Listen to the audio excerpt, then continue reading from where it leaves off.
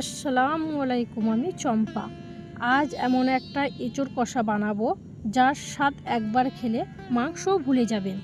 কম মশলায়, সহজ পদ্ধতিতে আর একদম বাঙালি স্টাইলে এই এঁচোড় কষা গরম ভাত, রুটি বা পরোটার সাথে খেতে অসাধারণ লাগবে। চলুন শুরু করা যাক আজকের রেসিপি। আমি নিয়ে নিয়েছি এখানে অর্ধেকটা এঁচোড়। এঁচোড় কাটার সময় এবার আমি নিয়ে নিয়েছি অল্প একটু সর্ষে তেল। তেলটা আমি হাতে মেখে নেবো আর বটিতেও লাগিয়ে নেব, যাতে না এঁচোড়টা কাটার সময় আঠা হাতে লেগে যায়। এভাবেই এবার আমি এঁচোড়টা ছোট ছোট করে টুকরো টুকরো করে কেটে নিচ্ছি। কেটে আমি একটা থালার মধ্যে রেখে দিলাম। এঁচোড়ের ছোট্ট ছোট্ট টুকরোগুলো আমি ভালোভাবে ধুয়ে নিচ্ছি। এবার চাপিয়ে দিলাম গ্যাসে কড়াইয়ের মধ্যে দিয়ে দিলাম পরিমাণ মতন পানি, আর দিয়ে দিলাম ছোট ছোট কেটে রাখা এঁচোড়, আর দিয়ে দিলাম কেটে রাখা আলু। সব একসাথে দিয়ে আমি সেদ্ধ করে নেব। দিয়ে দিলাম 1 চামচ হলুদ গুঁড়ো আর 1 চামচ নুন, দিয়ে নাড়াচাড়া করে ঢাকা দিয়ে দিলাম এখানে এঁচোড়টা সেদ্ধ করার জন্য। কিছুক্ষণ পর যখন আমি ফিরে এলাম, দেখলাম আমার আলু এঁচোড় খুব সুন্দরভাবে সেদ্ধ হয়ে গেছে। সেদ্ধ করা এঁচোড় আর আলু ভালো করে আমি ছেঁকে একটা ঝুড়ির মধ্যে রেখে দিলাম। এবার ওই কড়াইয়ের মধ্যে দিয়ে দিলাম পরিমাণ মতন সর্ষে তেল।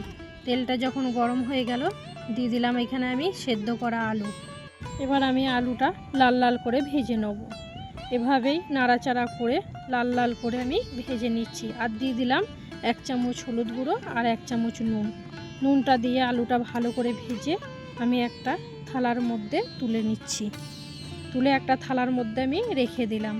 এবার ওই কড়াইয়ে দিয়ে দিলাম আর একটু সর্ষে তেল। তেলটা যখন গরম হয়ে গেল, দিয়ে দিলাম একটা তেজপাতা, আর দিলাম এখানে গোটা জিরে 1 চামচ। ভালো করে লাল করে ভেজে নিলাম।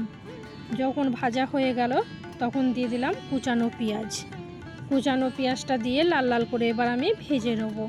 যতক্ষণ না পেঁয়াজটা লাল লাল করে ভাজা হবে ততক্ষণ অবধি আমি নাড়াচাড়া করে নিলাম। আর দিয়ে দিলাম এখানে স্বাদ মতন নুন আর 1 চামচ আদা রসুন বাটা। আদা রসুন বাটাটাও পেঁয়াজের মধ্যে দিয়ে ভালোভাবে কষিয়ে নেব। যতক্ষণ না আদা রসুন বাটার গন্ধ যাবে ততক্ষণ অবধি আমি কষিয়ে নিলাম। দিয়ে দিলাম পরিমাণ মতন মশলা, লঙ্কা গুঁড়ো, হলুদ গুঁড়ো, জিরে গুঁড়ো, ধনে গুঁড়ো। সব পরিমাণ মতন মশলাটা পেঁয়াজের সাথে দিয়ে ভালোভাবে কষিয়ে নেব। দিয়ে দিলাম এখানে অল্প একটু পানি, যাতে না মশলাটা ধরে যায়। নাড়াচাড়া করে এখানে দিয়ে দিলাম একটা টমেটোটাও ভালো করে পেঁয়াজের সাথে মশলার সাথে দিয়ে ভালোভাবে কষিয়ে নেব। যতক্ষণ না টমেটোটা গলে যাচ্ছে ততক্ষণ অবধি আমি নাড়াচাড়া করে নিলাম। নিয়ে দিয়ে দিলাম এখানে 1 কাপ মতন পানিটা দিয়ে ঢাকা দিয়ে দিলাম কিছুক্ষণের জন্য। কিছুক্ষণ পর যখন আমি ফিরে এলাম, দেখলাম আমার মশলার গন্ধও চলে গেছে আর মশলার থেকে তেলও ছেড়ে দিয়েছে। ওপর থেকে দিয়ে দিলাম সেদ্ধ করা এঁচোড় আর ভেজে রাখা আলু।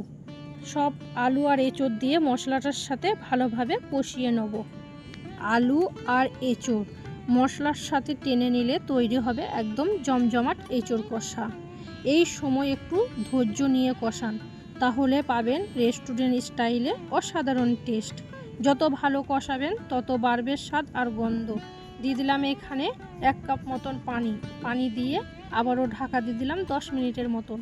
10 মিনিট পর যখন আমি ফিরে এলাম, দিয়ে দিলাম এখানে 1 চামচ গরম মশলা গুঁড়ো আর স্বাদ মতন চিনি, দিয়ে নাড়াচাড়া করে নিলাম। গরম গরম এঁচোড় কষা এখন একদম রেডি। ভাত, রুটি বা পরোটার সাথে খেতে লাগবে দারুণ মজাদার। কম মশলা, ঘরোয়া স্বাদ। এই রেসিপি সবাই একবার ট্রাই করতে পারেন। ভিডিও ভালো লাগলে লাইক, কমেন্ট আর শেয়ার করতে ভুলবেন না। আর এমন আরও সুস্বাদু রেসিপি পেতে আমাদের চ্যানেলটা সাবস্ক্রাইব করে পাশে থাকুন। চম্পা কিচেনের পক্ষ থেকে সবাইকে অনেক ভালোবাসা ও শুভেচ্ছা রইল। আল্লাহ হাফেজ।